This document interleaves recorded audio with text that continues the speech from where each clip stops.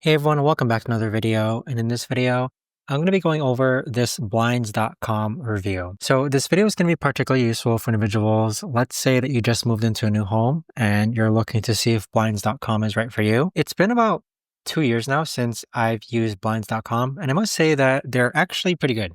So how the process worked was I got in touch with one of their consultants and I took pictures of all the windows in my home, and they sent someone over to measure out all these windows and then gave me a quote. In addition to that, they also gave me samples of different types of blinds that I would possibly be interested in when it came to installing blinds in my home. So it was basically like a 3-step process, which I got in touch with someone at Blinds.com. Then they sent someone over to take measurements, and then they gave me the final quote.